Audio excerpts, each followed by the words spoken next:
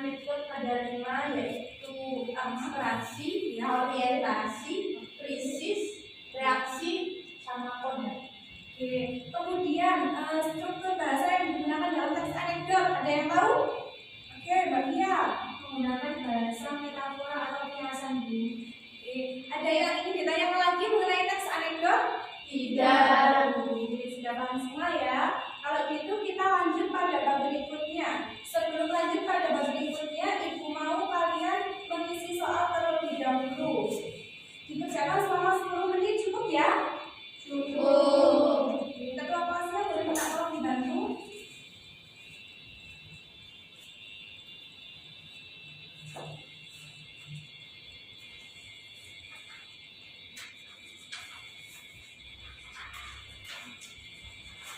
Dikerjakan sebisanya ya, tidak boleh mencontek.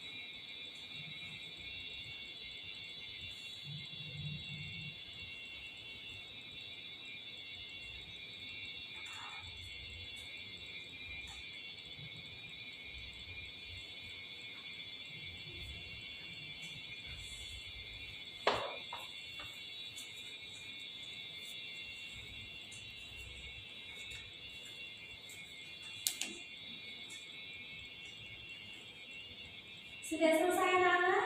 Sudah, Bu. Oke, bisa dikumpulkan lagi ya.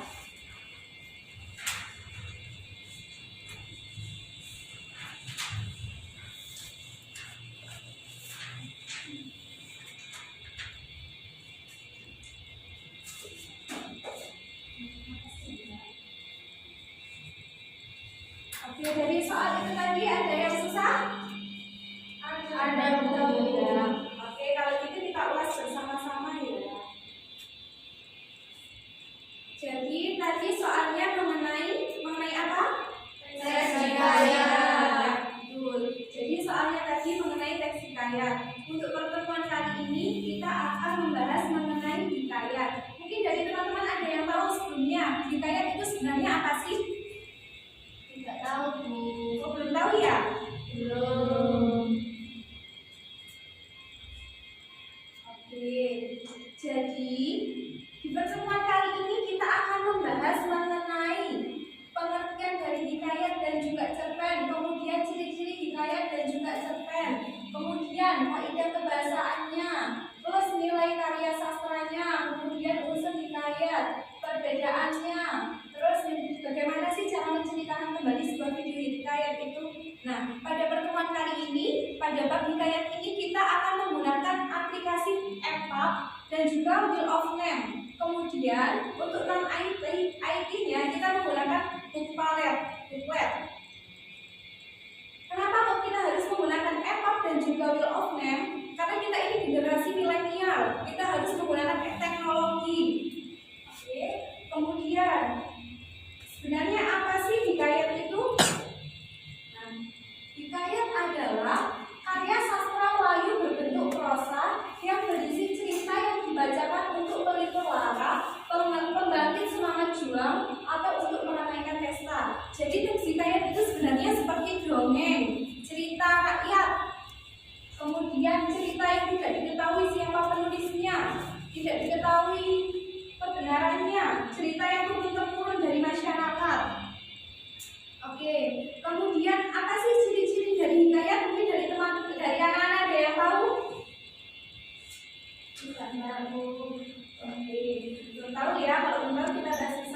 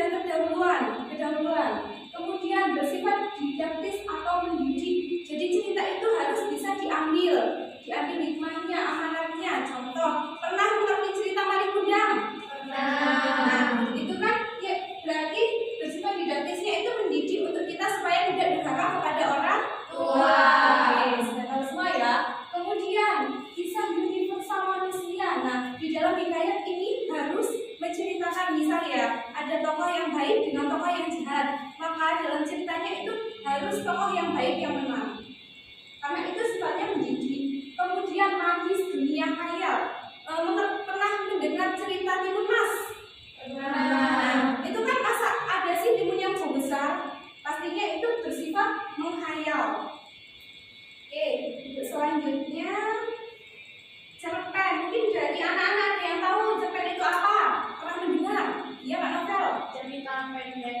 Ya, cerpen cerita pendek. Kemudian dari teman-teman lainnya, dari anak-anak lainnya, nggak tahu ya? Oke, kalau itu kita ulas bersama. Jadi, cerpen adalah bentuk prosa naratif fiktif yang cenderung padat dan langsung pada tujuannya dibandingkan karya-karya fiksi yang lain yang lebih panjang. Jadi, cerpen ini benar kata Mbak Novel tadi, cerita pendek. Kenapa bisa disebut sebagai cerita pendek?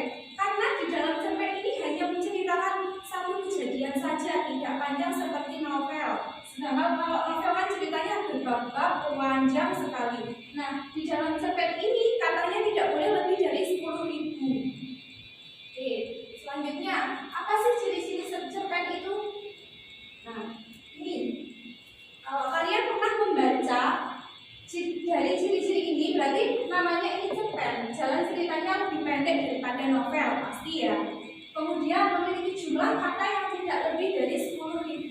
Beda dengan novel. Kalau novel mungkin lebih dari 10.000 nggak apa-apa. Bahkan novel banyak yang pernah melihat novel yang tebel-tebel. Ya, Tahu kan? Itu namanya novel, bukan cerpen. Kemudian isi cerita cerpen biasanya berasal dari kehidupan sehari-hari. Nah, sedangkan kalau hikayat ini ceritanya cerita yang rakyat, ceritanya masyarakat, bukan cerita kehidupannya kita. Kemudian tidak menggambarkan semua kisah para tokohnya. Biasanya cerpen ini menceritakan hanya satu tokoh saja, yaitu tokoh utama. Kemudian tokoh dalam cerpen digambarkan mengalami masalah atau suatu konflik hingga pada tahap penyelesaiannya. Pasti ya. Jadi ceritanya awalnya itu pengenalan, kemudian konflik, kemudian penyelesaiannya.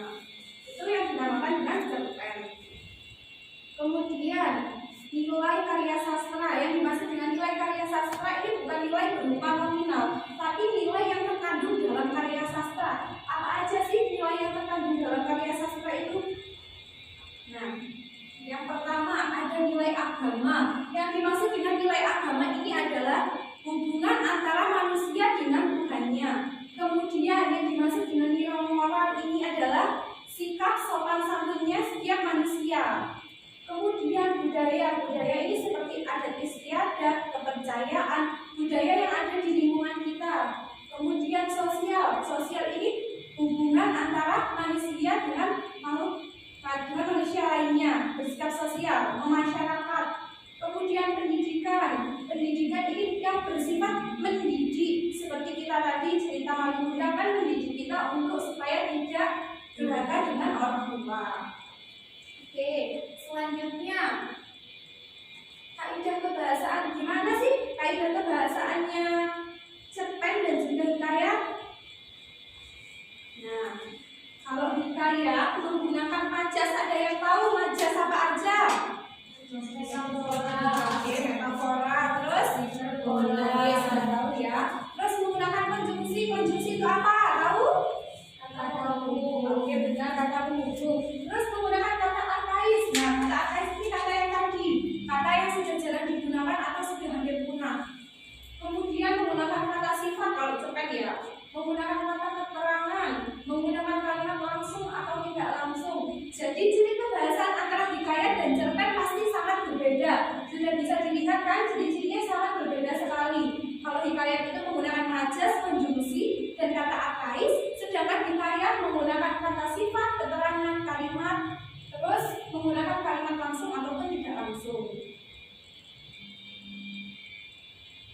Nah, unsur hikayat ini yang sangat perlu diperhatikan ya anak-anak. Nanti karena ada penugasan dari ibu terkait dengan unsur hikayat. Jadi unsur hikayat itu dibagi menjadi dua. Ada unsur intrinsik dan juga unsur ekstrinsik. Unsur intrinsik ini adalah unsur yang di dalam. Kemudian ekstrinsik ini adalah unsur dari luar, luar. Apa sih unsur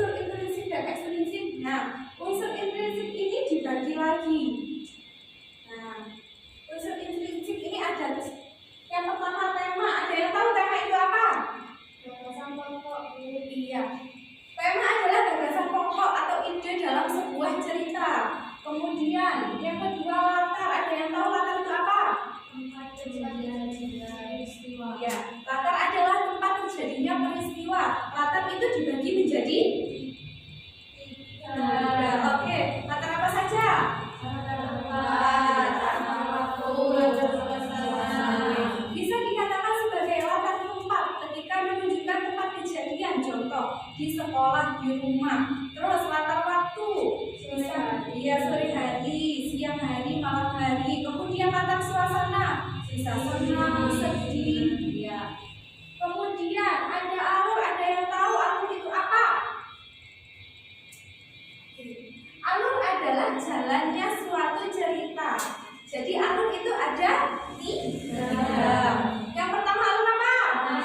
Kemudian mundur, campuran. Bisa dikatakan alur maju ketika cerita itu menceritakan tentang masa depan. Kemudian bisa dikatakan alur mundur ketika cerita itu menceritakan masa lalu, masa yang sudah lampau. Kemudian bisa dikatakan sebagai alur campuran ketika alur itu tergabung menjadi satu, menceritakan antara masa depan dan juga masa lalu. Kemudian yang keempat, amanat. Ada yang tahu amanat itu apa? Pesan yang disampaikan oleh pemenang buat ceritanya. Iya, betul. Jadi amanat itu adalah pesan yang disampaikan oleh penulis kepada ceritanya. Semisal, kembali lagi ya cerita Malikunang tadi, kan amanatnya ini kita tidak boleh durhaka dengan orang tua. Kita harus mematuhi orang tua kita. Nah, itu bisa dikatakan sebagai amanat. Kemudian ada tokoh. Tokoh ini adalah orang-orangnya yang ada dalam sebuah cerita. Contoh, di Malikunang itu ada cerita tokohnya itu Malin dan juga ibunya. Kemudian penokohan ini adalah sebuah tokoh-tokoh yang dijelaskan dengan wataknya. Misal si Malin ini berarti sifatnya dia durhaka. Kemudian ibunya ini baik hati, rendah hati. Oke, kemudian yang kelima sudut pandang.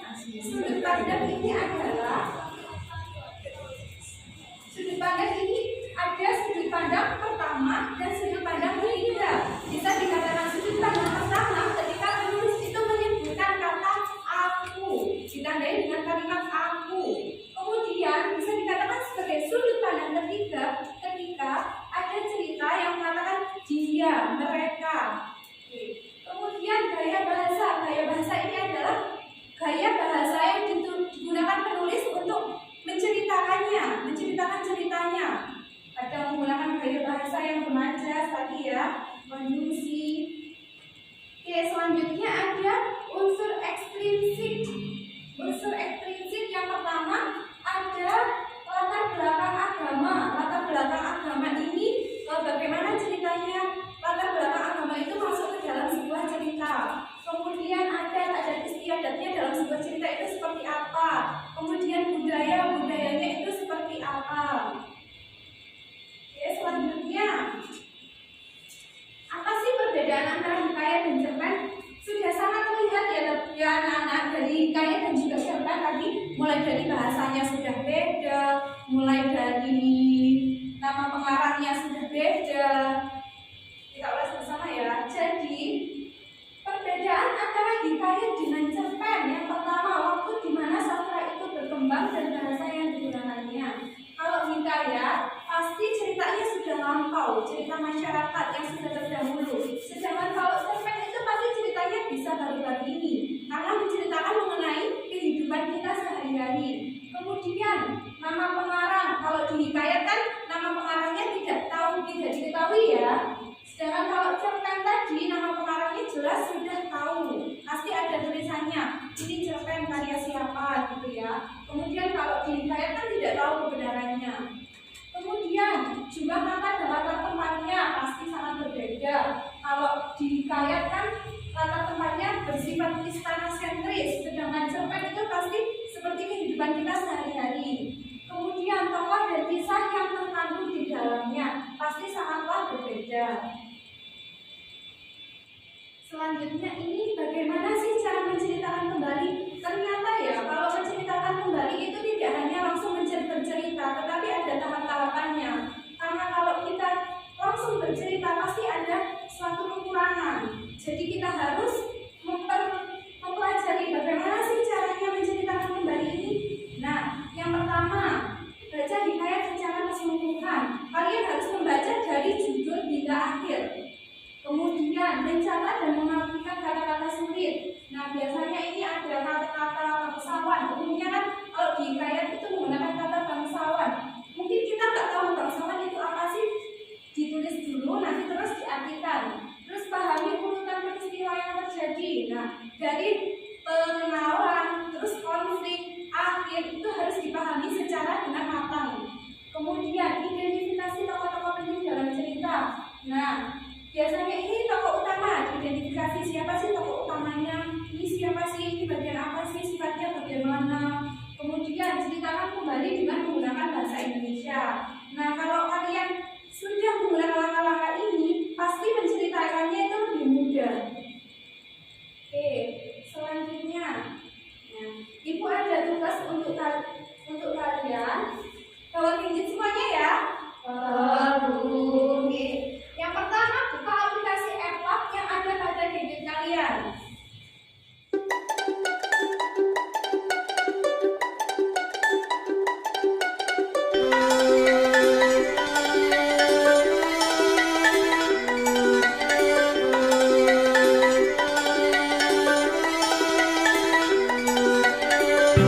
We woke up, the world was figured out. Beyond the beauty we dreamt about. This brilliant light's brighter than we've known. Without our darkness to prove it so. So we can't help but to examine it. To add our question marks to periods. At the foot of our bed we found an envelope. You're enough, you're enough, you're enough, you are enough. You say Sudah tahu ya, tadi tahu kan analisis untuk ilmunya apa saja sudah tahu kan? Oke, dikerjakan dulu ya, nanti dipresentasikan di depan kelas hasil analisisnya kalian.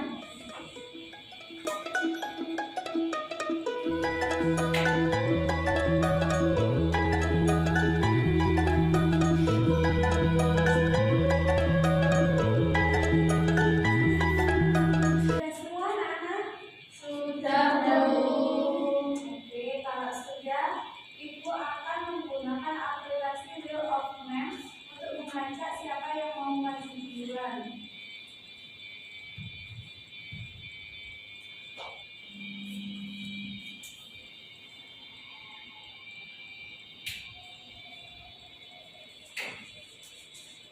Oke, Mbak Fia di sini siapa yang namanya Fia? Ya, oke. Bisa maju ke depan perkenalan, kemudian dijelaskan di mana analisisnya, hasil analisisnya.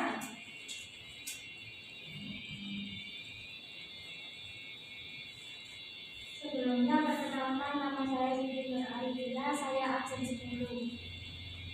Hasil analisis teks hikayat Putri Hijau yang pertama yaitu temanya perjuangan Sultan Muhayyad yang berjuang untuk menjadi pujaan hati Ratu Hijau, perjuangan Mambang Hayali dalam mempertahankan istananya, perjuangan Mambang Jazid menyelamatkan adik perempuannya. Yang kedua yaitu latar. Latarnya ada dua, latar tempat dan latar waktu. Latar tempatnya itu di istana, kerajaan Delhi dan taman. Latar waktunya itu pagi, siang, dan malam. Yang ketiga yaitu alur. Menggunakan alur maju karena ceritanya berfokus pada masa yang akan datang. Yang keempat yaitu amanat.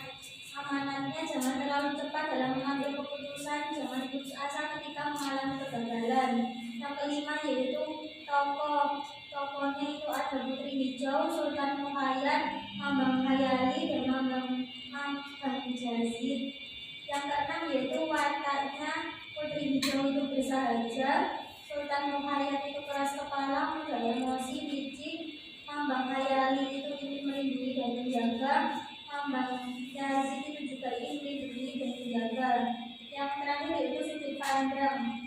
Pemisah menggunakan sudut pandang orang ketiga saat memisahkan hikayat Putri Hijau karena pemisah berada di luar cerita. Diperkuat dengan kata ganti dia, mereka, dan lainnya dalam hikayat yang dibuatnya.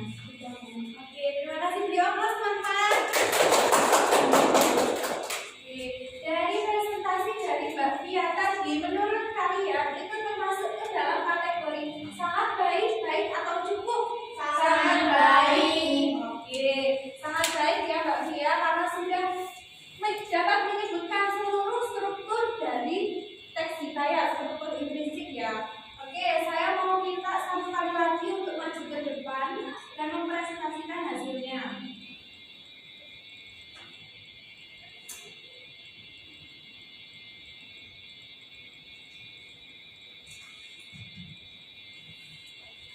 Oke, Mbak Adis, di sini yang namanya Adistia mana?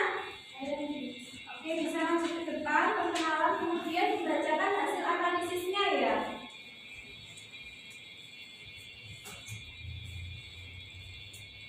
Baik, perkenalkan saya Adistia Ramadhani. Di sini saya akan mempresentasikan hasil kerja saya mengenai unsur intrinsik Hikayat Putri Hijau. Untuk temanya itu perjuangan, karena perjuangan Sultan Muhayyad yang berjuang untuk menjadi pujaan hati Ratu Hijau. Kemudian latarnya itu ada dua, teman dan latar waktu. Latar tempatnya itu di istana, kerajaan Delhi dan taman. Latar waktunya pagi, siang, dan malam. Yang ketiga, alurnya yang digunakan itu menggunakan alur maju karena berfokus pada masa yang akan datang. Kemudian amanatnya jangan terlalu cepat dalam mengambil keputusan. Tokohnya itu ada 4, yang pertama Putri Hijau, yang kedua Sultan Muhayyad, yang ketiga Mambang Hayari, dan yang keempat Mambang Yazid. Fakta dan penemuannya itu Putri Hijau saja, Sultan Muhayyad keras kepala, mudah emosi dan licik. Mambang Hayari ingin melindungi dan menjaga, dan Mambang Yazid ingin melindungi dan menjaga juga. Sudut pandangnya menggunakan sudut pandang orang ketiga karena digambarkan dengan kata ganti dia, dan mereka. Terima kasih Mbak Adisli. Oke teman-teman. Dari hasil presentasi Mbak Adis tadi termasuk ke dalam kategori apa? Baik. Oke, baik, karena ada satu unsur intrinsik tadi yang tidak disebutkan ya. Oke, sekarang kita ulas bersama-sama. Nah, untuk medianya yang kita gunakan kali ini yaitu buku web ya. Ini adalah Hikayat Putri Hijau, cerita rakyat dari Sumatera Utara. Jadi tema yang digunakan tadi adalah tema perjuangan. Kenapa bisa disebut sebagai tema perjuangan? Karena perjuangan Sultan Muhayyad yang berjuang untuk menjadi pujaan hatinya ya, pujaan Ratu Hijaunya. Kemudian perjuangan Mambang Hayari dalam mempertahankan istana. Kemudian perjuangan Mambang Yazid menyelamatkan adik perempuannya. Kemudian latar itu tadi apa? Tempat terjadinya suatu peristiwa. Latarnya tadi di istana dan juga di halaman. Oke, kemudian latar waktunya ada latar waktu pagi, siang, malam. Oke. Kemudian tokoh itu tadi apa? Pemeran di dalam sebuah cerita. Kemudian tokohnya tadi siapa aja?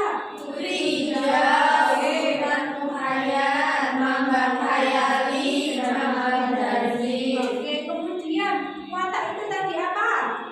Penampakan. Ya, sifat dari tokohnya. Gimana tadi? Putri Hijau bersahaja. Sultan Muhayyad keras kepala, mudah emosi, licik. Oke, Mambang Hayari ingin melindungi dan menjaga. Kemudian Mambang Yazid ingin melindungi dan menjaga. Oke, kemudian alur yang digunakan. Alur itu tadi apa sih? Ya, alur tadi adalah jalannya suatu peristiwa dalam sebuah cerita. Alur yang digunakan dalam Putri Hijau tadi apa? Alur maju. Kemudian sudut pandang itu apa tadi? Oke, sudut pandang yang digunakan dalam Putri Hijau tadi menggunakan apa? Sudut pandang berapa? Sudut pandang orang ketiga. Oke, kemudian amanat itu tadi apa? Pesan yang disampaikan oleh pemenang. Ya, benar sekali. Kemudian pesan apa yang disampaikan cerita rakyat Putri Hijau ini kepada pembaca? Jangan terlalu cepat dalam mengambil keputusan. Oke, sudah paham semua? Ada yang ingin ditanyakan? Tidak. Oke, karena tidak ada yang ingin ditanyakan, silakan anak-anak buka aplikasi EPUB-nya. Kemudian ada cerita rakyat Putri Marikundang ini ya. Nanti analisis unsur intrinsiknya kerjakan di rumah. Ada yang ingin ditanyakan? Ya, dikumpulkan kan? Minggu depan, pertemuan depan. Ada yang ingin ditanyakan lagi? Individu. Ada yang ingin ditanyakan? Tidak. Oke. Karena tidak ada yang ingin ditanyakan ya. Jamnya sudah mau habis juga. Nanti bisa dibuka aplikasi EPUB-nya ya di atas